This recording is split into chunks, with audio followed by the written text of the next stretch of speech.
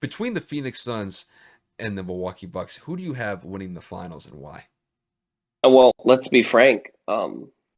The availability of Giannis Antetokounmpo is the key X factor here. If Giannis plays, I think this series has the potential to go seven because the Bucks role players were able to shut Kyle and I both up in the final two games of the series, and they did what they needed to do to take over and win. And that being Chris Middleton, Brooke Lopez, Bobby Portis, Hmm. and a litany of other players. So I mean, if Giannis does play and the team can continue that pattern, that with that confidence, I think that this series definitely has the availability and the potential to go all the way to the end at seven games. But the unlikelihood of Giannis playing the entire series, at least, is to me, and in my opinion, very unlikely. Because the hyperextension of a knee like that within a week's time, I don't see him playing tomorrow. Um, just because I feel like that's not enough time to really heal. Granted, he's getting around the clock treatment, 24 hours, resting, top of the line medicine, doctors, and treatment. But still, the body still does need time to heal. And basketball is a very tiring and tedious sport to play on the body. So, to round up what I'm trying to say, if Giannis doesn't play, I think that the Suns can win this in about five or six, depending on how Milwaukee's role players play. If Giannis plays, like I said, it could go seven, but I do see Phoenix overall taking this. I just see that the Chris Paul effect is real. Devin Booker has shown in these playoffs that he has elevated himself into that super echelon superstar level.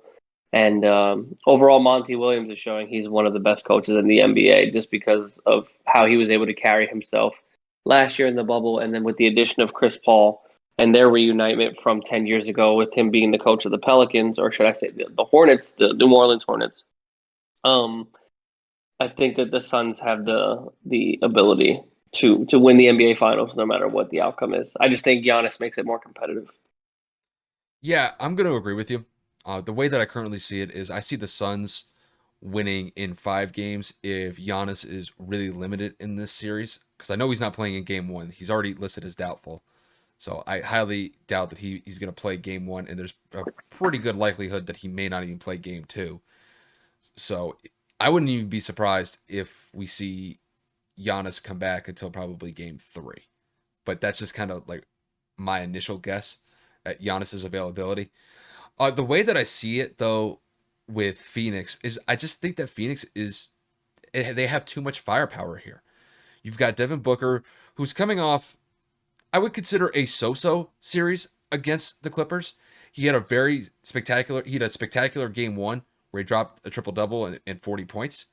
But after that injury that he sustained when he and Patrick Beverly butted heads, he struggled throughout the series. So you may have to give a little bit of credit to the Clippers defense for being able to slow him down to a certain extent.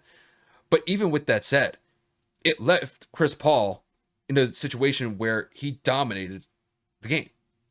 And that's really the matchup that we're going to have to see going into this series is okay, we know Chris Paul can easily put up 30 points, 35 points if the situation's right for him. Can Drew Holiday be the guy to hold him down maybe to about 20, 25 points or even less than that to the point where Chris Paul is kind of struggling to get into a rhythm? But with Giannis potentially out of the lineup for the first game and possibly the second game, I just don't see how Milwaukee's going to be able to defend down low.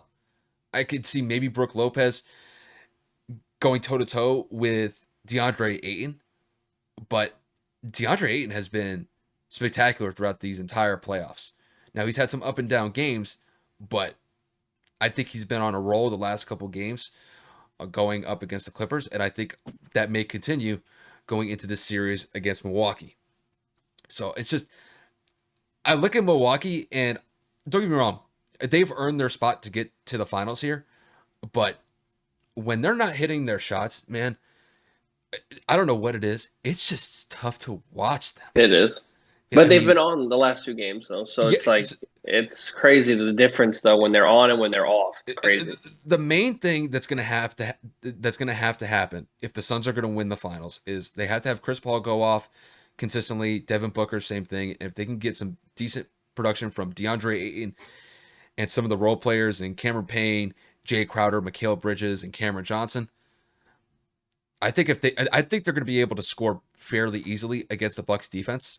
Now the Bucks do have a solid defense, but it would be a lot better if Giannis was 100% healthy.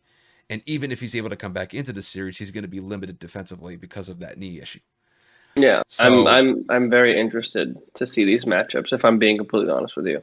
it's just at this point, with Giannis's availability up in the air, I think the Suns could potentially win this in five.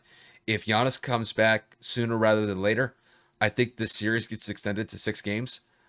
But all in all, I think at most this series goes six, but I think the Suns win it. And I think it's in large part due to the fact that Giannis is going to be limited offensively and defensively because of his knee. But I just think the Suns have too much firepower here.